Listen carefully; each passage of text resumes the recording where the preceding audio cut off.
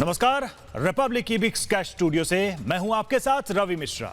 नमस्कार, आपके साथ मैं हूं श्वेता त्रिपाठी। शुरुआत करेंगे बड़ी खबर के साथ। दिल्ली के आजादपुर मंडी से ये खबर आ रही है, जहां कोरोना के केसेस देखिए किस तरह से बढ़ते चले जा रहे हैं। पिछले दिनों दिल्ली की आजादपुर मंडी से ही एक सब्जी व्यापारी कोरोना पॉजिटिव आया था, जिसके बाद उसकी मौत हो गई थी। लेकिन फिलहाल इस वक्त आपको बता दें 11 व्यापारी कोरोना पॉजिटिव सामने आए हैं। बड़ी खबर दिल्ली के आजादपुर मंडी से, जहां 11 और सब्जी व्यापारी जो कोरोना पॉजिटिव पाए गए। तो आजादपुर मंडी से खबर देखिए, कई दुकानों को सील कर दिया गया है। यहाँ पर एहतियातन ये खबर आने के बाद से संपर्क में आए जितने भी लोग थे उनको क्वारंटाइन किया गया है और लगातार मंडियों को लेकर ये खबरें आती रही। गौरव हमारे साथ इस वक्त जुड़ चुके हैं, सीधे चलेंगे उनके पास। गौरव, क्या खबर है, क्या सूचना मिल रही है? आजादपुर मंडी को लेकर तो पहले से ही सूचनाएं मिल रही थी कि एक तरफ पॉजिटिव पाया गया सब्जी मंडी में और दूसरी तरफ वहां भीड़ लगातार आ रही है। अभी क्या अपडेट है?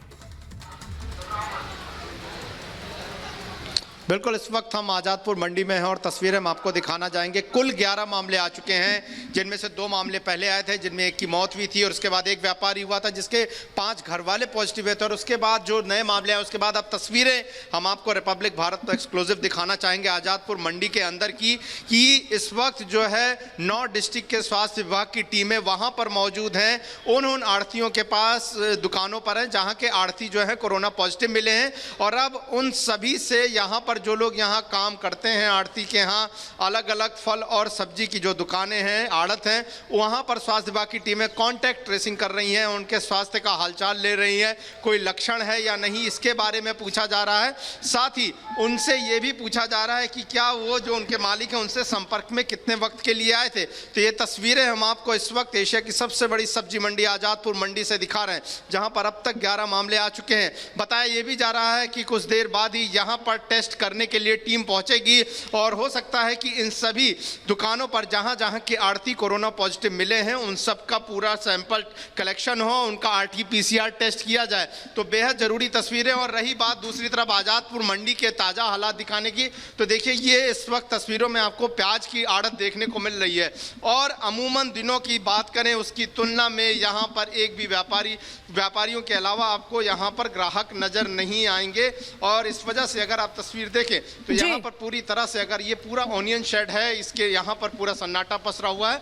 माल जरूर उसकी आवक हो रही उतर रहा है, लेकिन व्यापारी इस बात से जरूर परेशान है कि उनको क्या अपने जो सामान है उनकी कीमत मिल पा रही नहीं, क्योंकि जिस तरह की अभूतपूर्व स्थितियां। सबसे बड़ी चीज तो गौरव ये है ना कि जिंदगी को बचाने की जो जद्दोजहद है वो हर तरफ देखने को मिल रही है। और कम से कम लोगों को ये समझना होगा कि उनको नियमों का पालन करना होगा, सोशल डिस्टेंसिंग का पालन करना होगा, जो कई जगह हम देख रहे हैं नहीं भी हो रहा है।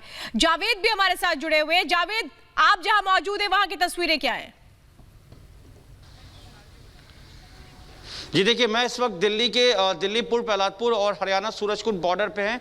12 बजे इस बॉर्डर को पूरी तरीके से देखिए सील किया जा रहा है, मतलब पूरी तरीके से अब इस बॉर्डर को बंद कर दिया गया है। यहाँ से ना कोई अब दिल्ली से फरीदाबाद या फिर अब उधर से सूरजकुंड से या तो आप दिल्ली में दाखिल हो सकते हैं। 12 बजे तक का समय दिया गया था।